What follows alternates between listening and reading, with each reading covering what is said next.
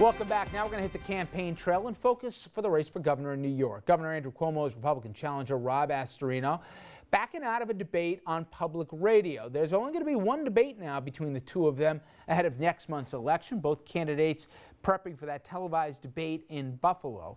And there's new poll numbers out from Quinnipiac University that show this thing may not be as much of a laugher as we originally thought. And I'm not suggesting that this thing's going to come down to the 11th hour, but still, if I did tell you, 4 weeks out here, we'd be talking about a 20-point lead, and that's it separating Governor Cuomo and Rob Astorino. Many people would have done a double take not long ago.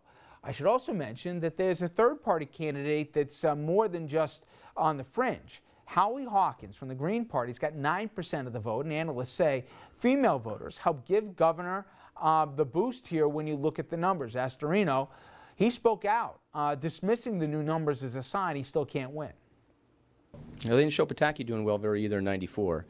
The polls, clearly what they show is that Andrew Cuomo, after spending almost $20 million in pure negative and false advertising against me, continues to lose ground.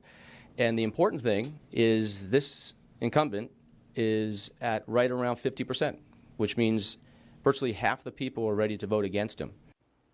All right, I want to bring in Dominic Carter right now, political journalist and author. And 20 points. I mean, I still don't see national money coming in. The RNC, Chris Christie famously said, hey, I'm not going to throw good money after bad or waste my time.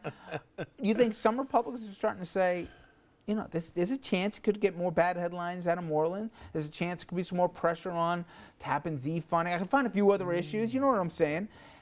Is this thing, is it conceivable it could be a single-digit thing before it's said and done? Great question. I don't know. This race is not going to be competitive. All along, Richard, we knew that the gap was going to close. As you've been saying, night after night, we knew it was going to close for some time. We don't know the gap. The problem for Astorino is that he can't compete financially. It's not that he doesn't have the personality. Personality-wise, he can go toe-to-toe with Cuomo, but he doesn't have the money to get his message out. And when you have Republicans like County Executive Ed Mangano on Long Island in bed with Cuomo doing a commercial for Cuomo, it's awfully tough to compete under those circumstances. To make this closer, would he need a break, or does he just need to get some more exposure? He needs a break. And Team Cuomo was quite disciplined.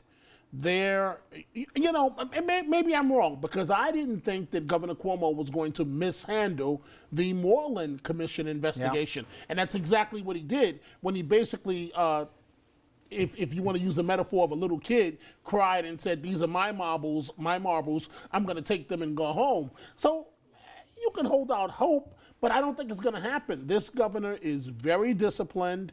When that debate starts in Buffalo, notice it's in Buffalo. Yeah. It's not in the #1 market in the country. It's up in Buffalo. When that debate starts for this governor we're looking at on the screen, he is going to be counting down the minutes, as you well know, Richard, to get this over and done with, so critics can't say that he did not debate Astorino and then he's going to be looking on to term number 2.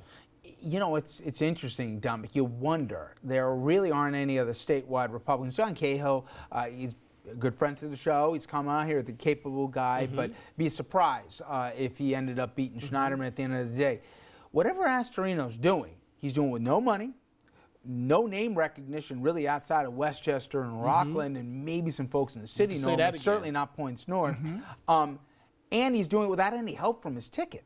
I mean, he's doing this thing on his own right now, and he's doing it against $20+ million, as he said, being reminded every night here that this guy is pro-life, pro-gun, and he's pro the things that most New Yorkers aren't pro. And the governor reminds the public of that day after day, spot after spot. It is surprising. I don't know what it says, that maybe it's the lack of love here the governor has, or maybe people get fatigue after 4 years, but I think the governor should be up by more than 20 points right now. I think I would agree with that assessment that you just made. Mr. Cuomo, when you look at every variable that you can put on the table, he should be up by more. Perhaps that's an indication that voters necessarily don't love him. They like him, perhaps, but they're not in love with the governor as much as you can love a politician. But You know, Astorino, as you well know, Richard, I've seen you guys talk all the time and on television as well. But you know that when he walks into a room, he's got a personality, a very good personality. He's a likable guy, which He's is, a you know, very in politics, likable guy. and politics is important. All As right. opposed to the governor, where You like him because he's competent, but you certainly don't want to mess around with him. You can joke with Rob. There You you can't go. joke with There the you governor. go. I don't know what that counts you for a vote, but whatever that's worth. All right, let's get to a few congressional races, and we're going to be covering this week. Dominic included it, and myself here with some interviews. Now, New York's 11th congressional district, I think one of the most fascinating ones nationally that we're going to see here. That's where Congressman Michael Grimm, he's got a 4-point lead, believe it or not, over Dominic Recchia. Grimm's got a 44 to 40 point spread. And Dominic, in that race, and I know you're going to be talking to Mr. Recchia before the week's out, people thought Recchia would win in a walk. I mean, Grimm's looking at indictments. I mean, he's facing some criminal more than allegations right now. He was caught on video, threatened to break in half a New York One reporter for asking him about some of those investigations.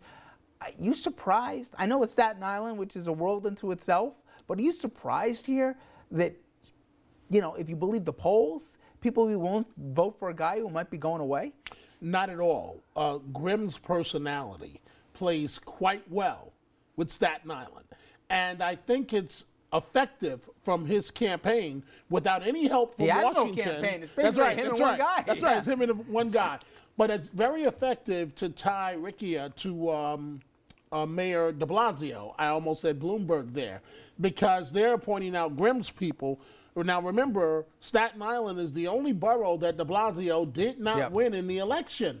And so when you say that de Blasio and Recchia voted the same way when they were in the council. I hear you, Dominic, but not one Republican is standing with Michael Grimm. The state, the party, forget about it, nationally, nobody. They treat this guy like he's toxic, but yet still you look at the polls. Called now, federal indictment. And you're going to be speaking with Mr. Recchia this week. It'll be interesting what he's got to say. Staying in New York in the 19th Congressional District, Republican Congressman Chris Gibson, he's leading Democratic challenger Sean Eldridge by a pretty hefty margin, 57-33, according to the Siena poll. Eldridge, he's released new ads here out this week. And I'll only say, and I'm going to be speaking with Mr. Eldridge tomorrow and be a guest for us on RFL.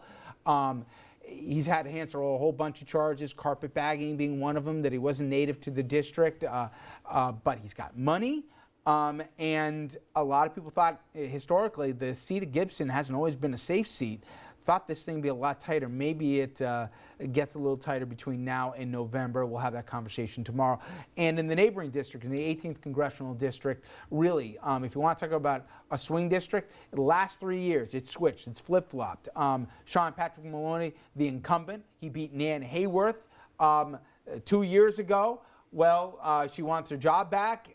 They're running again against each other. And there's Ms. Hayworth now. Latest polls have Maloney up by 8 points, 50-42. Although Maloney now is spending money, in fact, running our first TV spots. And I know Republicans are targeting this area. This is one of those districts, right, where it's every year it's on a razor's margin. Registration's basically split. Agreed, Richard. You are factually correct. I believe this is a race, and it's one that the entire country is watching, but I think this is going to come down to turnout. Don't sleep on Nan Hayworth.